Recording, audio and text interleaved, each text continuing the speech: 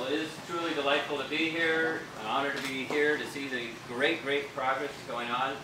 And I want to thank everybody for being part of that. You know, as a co-chair starting back in 1982 at Antioch High, I always focused on the team theme. You know what that is, T-E-A-M.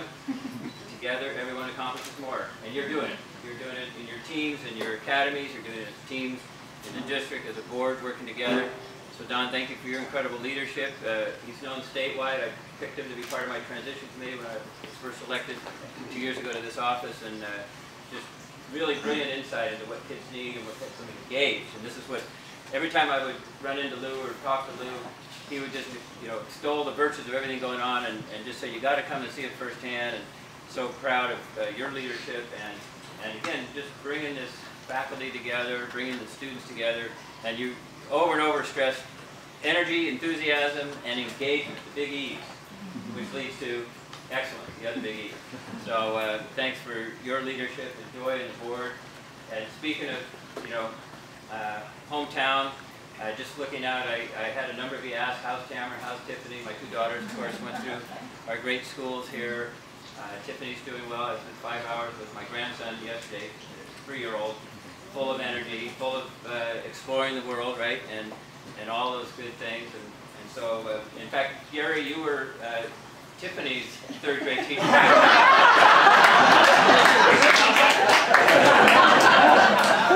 So, good to see you. You're looking the same. You're looking nice.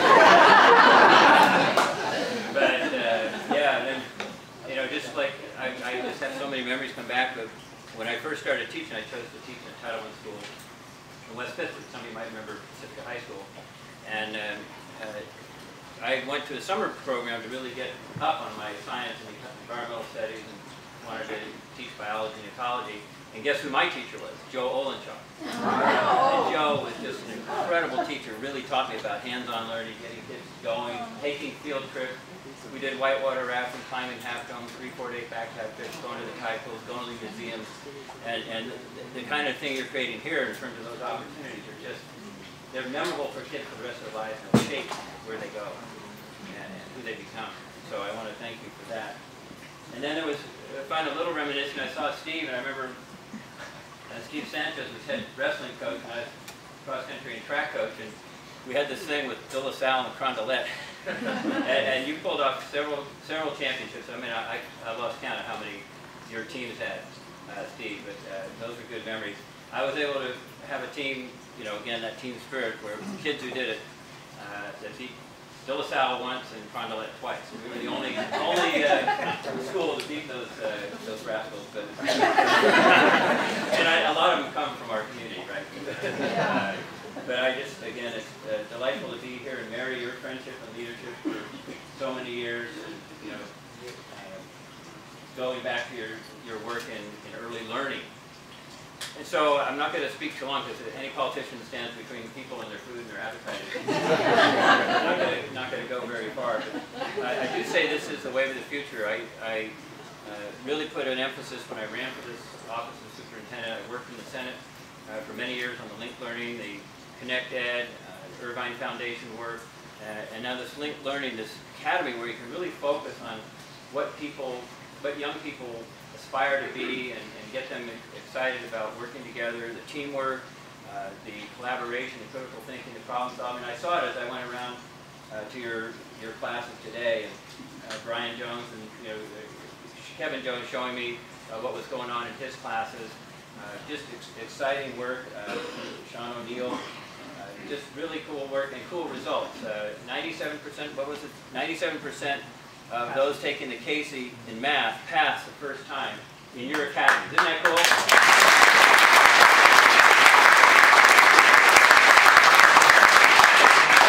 And Kevin, you said the English language arts students made 96% pass on their first time out. That's like 20 percentage points higher than the rest of the students on average. So again, it's exciting. I created this initiative on the out of the Assembly Bill 790 to do the pilot project. I'm so proud that the school, the community I've been associated with is going to lead that effort as a mentor pilot project. And just want to introduce my team here, if they could stand up. Keith, Tony, Tom. PG&E.